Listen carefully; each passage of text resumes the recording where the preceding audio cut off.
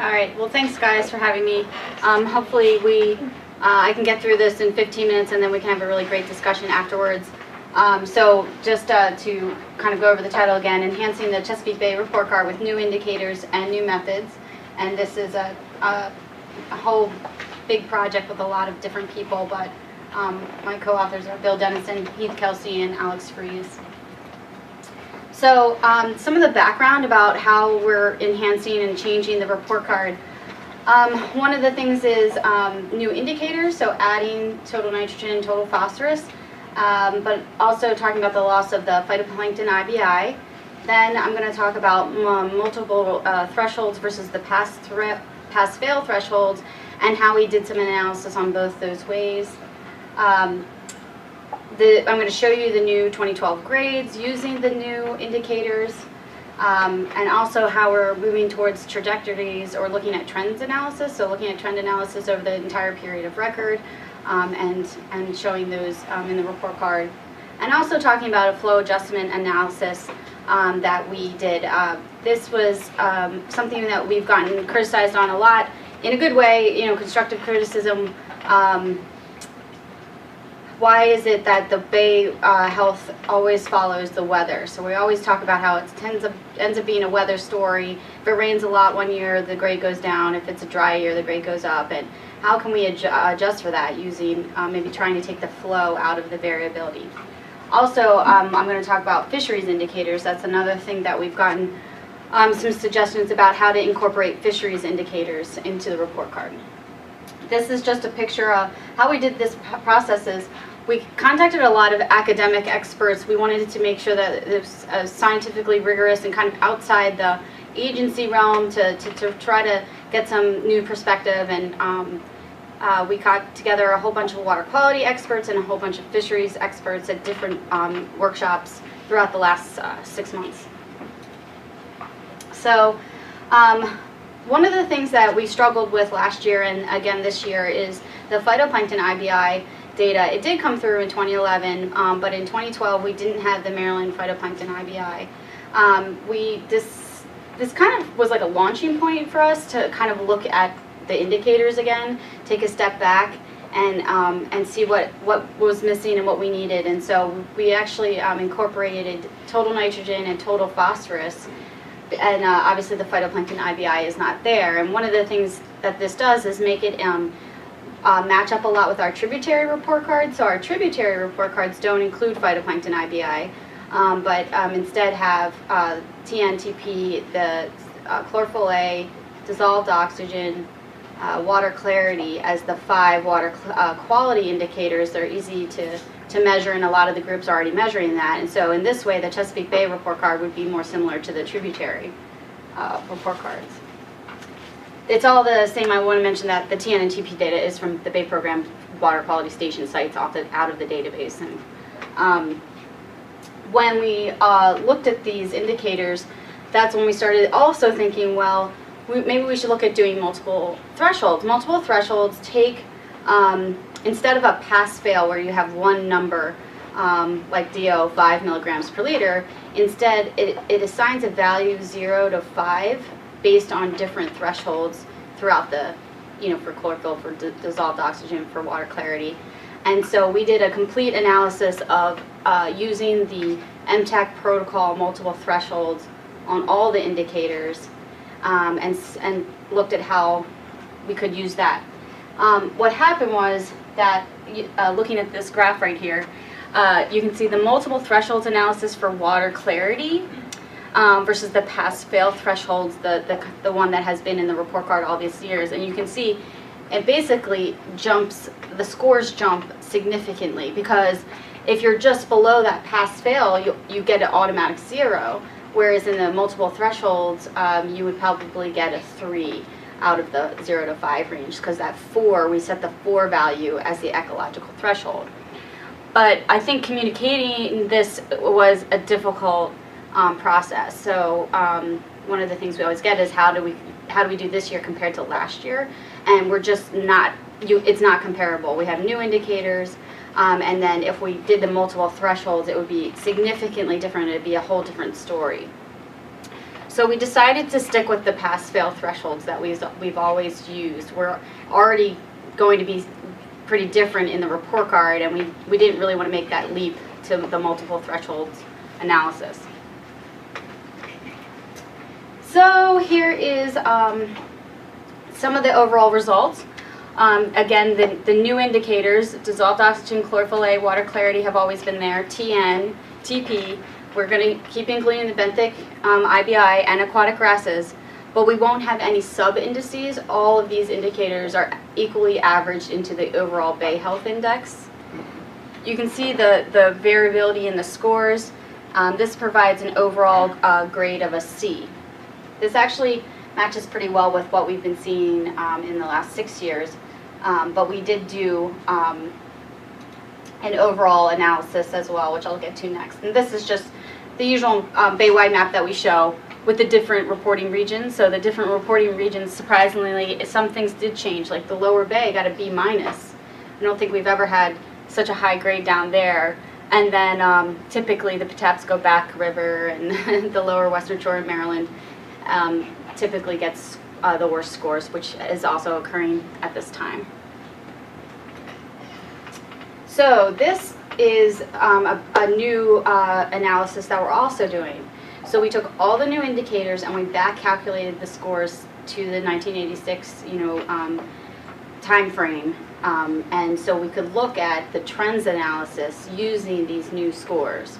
So you would have the Bay Health Index for the Patapsco River calculated using all the new indicators from the 80s to the current year. And then what we did on that is obviously do a linear regression and use statistical analysis to come up with p-values. What we did with the significance is described the trend saying that, well, if the p-value is less than 0.05, you would get a significantly positive trend or a significantly negative. Obviously, the slope of the line is negative or positive, not the p-value. And then I don't know if you can see my arrow. There we go. So significantly positive 0.05, slightly positive 0.1, and then no trend if it's greater than 0.1 in the p-values. And so you can see here the trends showing slightly different. You would have a grade is C, but there's no trend going up and down, versus the good news with the Elizabeth River, it got a D, but it's trending, it's getting better. So here's the map of the same thing. And so what we did was the same type of grades map, but with the trajectories.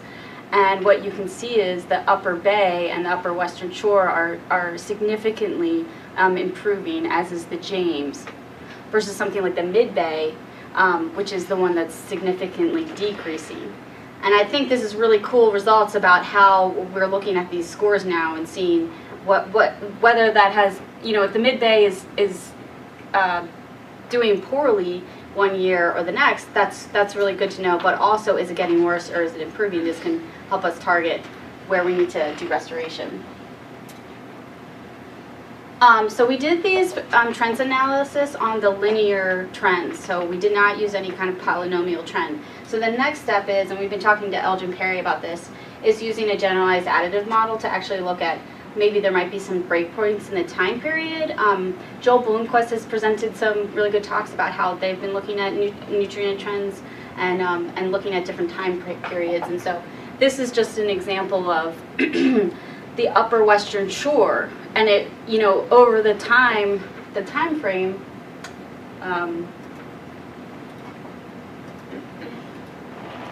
So the Upper Western Shore is here. It's getting significantly positive over the linear trend.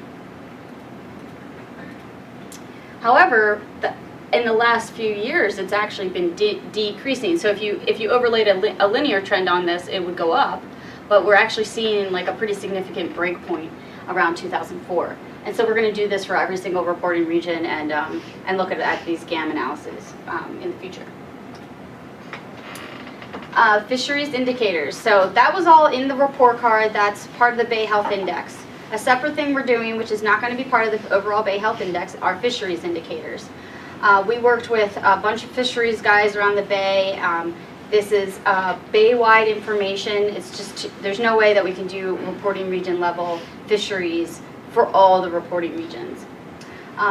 We also, communication-wise and just analysis-wise, it's a little more complicated. For striped bass, a 3-year average is being used, and you compare it to the long-term mean. So these aren't ecological thresholds in the sense that you need a certain amount or not. It's about number of fish.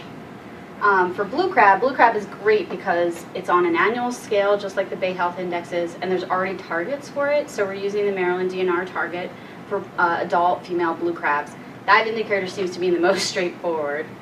And then bay anchovy was also suggested, and we're using, again, kind of like the striped bass, but the geometric mean compared to the long-term average.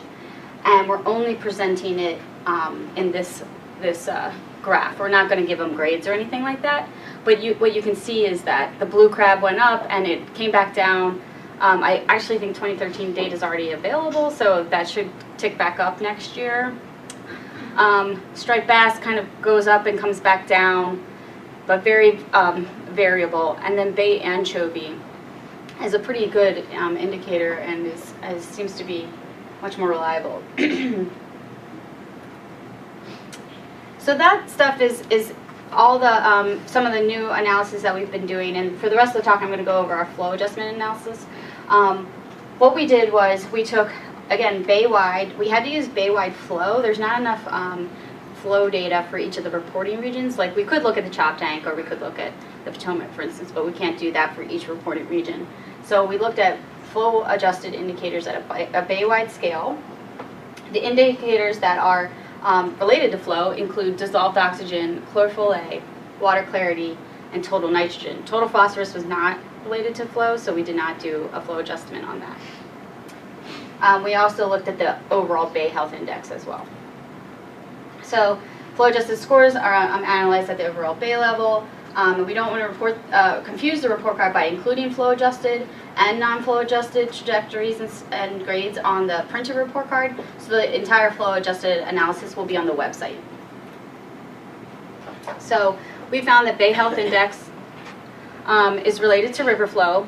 About 40 to 50% of the variability is explained by flow.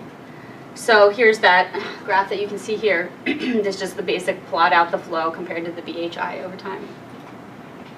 Then you take the residuals and you look at this variability between the linear regression line and the data. That's the residuals is what they're called. So you plot out those residuals along the zero axis. Excuse me. So the results are shown here. This is the overall Bay Health Index. The original score is in red, and then the residuals, or what you would see if you take out the variability and flow, is in black. And what I think you can see is that huge score that we had in 2002, before the wet year of 2003, and then in 2003 it really went down low. Well, if you take out that variability and flow, you actually don't see nearly as many peaks and valleys. Interestingly enough, especially for 2012, it's going back up, and I think the trend around the last few years, I know it's only a few years, but I think we saw such huge variability, whereas really it's kind of flat. These results are the indicators individually. So dissolved oxygen follows it pretty well. Taking out the flow doesn't really show that much. Chlorophyll A responds in the same in those peaks, takes out those peaks. Water clarity, I think, responds really well to flow, and so I think these results will really be interesting when you look at water clarity and obviously total nitrogen. And you can see this like nice increasing trend in total nitrogen, and that's what we've been finding in a lot of other studies too, about how the nitrogen is getting better in the bay, and we're also seeing that in our scoring system, which was nice to see for us this year. So in conclusion, we think a lot of these new analyses provide a more robust view of health, including the indicators and incorporating fisheries. You know, it has been something that people have been requesting of us for a while, and I'm glad we got around to it. I know we can't do it at the reporting region level, but you know, at least we can say something about fisheries in the bay as a whole. And the trajectories are really interesting and a way forward to kind of combine annual grades with an overall improving or worsening trend. So thank you very much.